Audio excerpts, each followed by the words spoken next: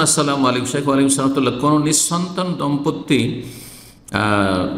তাদের নিজেদের সকল সম্পদ কি তাদের নিজেদের জীবদ্দশায় নিজেদের প্রয়োজনে সব খরচ করে যেতে পারবেন, নাকি তাদের মৃত্যু পরবর্তী ওয়ারিসদের জন্য কিছু রেখে যেতে হবে? ওয়ারিসদের জন্য রেখে যেতে হবে, এটা কোনো জরুরি বিষয় নয়।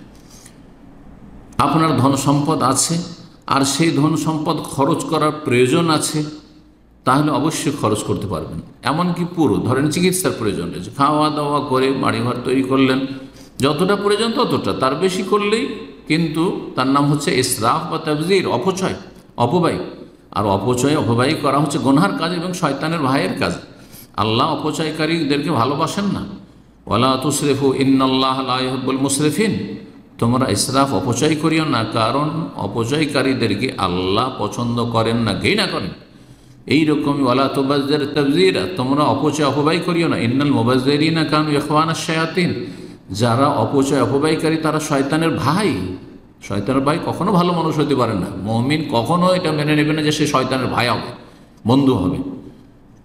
ওয়াকানা শাইতানু লিরাব্বিহি কাফুরা, শয়তান রবের সাথে কুফরি করেছে। আপনি কাফের, এর আপনি অনুসারী হবেন, আপনি কাফের, আপনি বন্ধু হবেন। সুতরাং আপনি অপচয় করবেন না, আপনার প্রয়োজনে খরচ করে যাবেন। সমস্ত কিছু খরচ হয়ে গেল। যেখানে পুরো যদি দান সাদাকা করা জায়েজ হয়, আবু বকর সিদ্দিক রাদিয়াল্লাহু তাআলা পুরো ধন সম্পদ যা বাড়িতে ছিল সব নিয়ে এসে রেখে দিলেন নবী সাল্লাল্লাহু আলাইহি ওয়াসাল্লামের সামনে। ওমর রাদিয়াল্লাহু তাআলা অর্ধেক ধন সম্পদ নিয়ে এসে দিয়ে দিলেন। তাহলে এখানে তো তিনি চিন্তা করেননি যে ছেলেমেয়ের ভবিষ্যৎ আছে, ছেলেমেয়েদের জন্য কিছু রাখি আর তারপরে বাকিটা সাদাকা করি, এমনটা তো করেননি।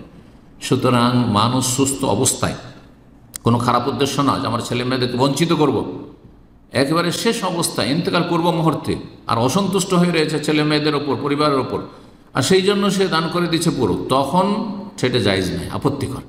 কারণ আল ইদরার বিল ওয়াসিয়া, ইদরার বিল ওয়ারাসা, উত্তরাধিকারীদেরকে, ওয়ারিসিনদেরকে ক্ষতি করা উদ্দেশ্য।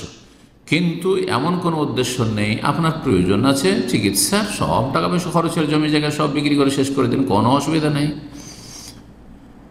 এইরকমই আপনি দান খেরাত করবেন, ভাবছেন আমি একটা মসজিদ তৈরি করবো, একটা মাদ্রাসা তৈরি করবো, আমি সমস্ত কিছু দিয়ে দেবো আমার জীবদ্দশায়, জায়েজ রয়েছে সুস্থ অবস্থায়, কোনো অসুবিধা নেই। তবে নবী সাল্লাল্লাহু আলাইহি ওয়াসাল্লাম এতটা বলেছেন, উত্তম হচ্ছে যে কিছু আপনি ছেলে মেয়েদের জন্য রাখেন।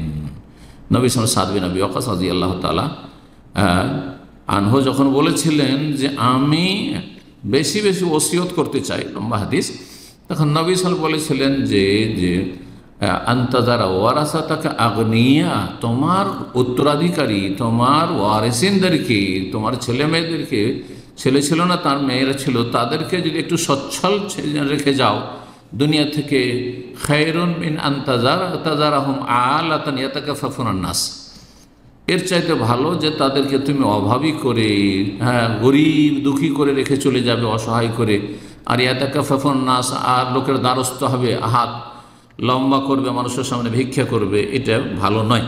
তাহলে উত্তম হচ্ছে ছেলে মেয়েদের জন্য কিছু রাখার চেষ্টা করা, কিন্তু চেষ্টা করে হইল না। আপনার জরুরি সমস্ত ধন সম্পদ আপনি উপার্জন করেছেন অথবা আপনি আপনার বাবা মা থেকে পেয়েছেন, সুতরাং তা আপনি পুরো খরচ করতে পারবেন প্রয়োজন হইলেই, অপচয় যেন না হয়।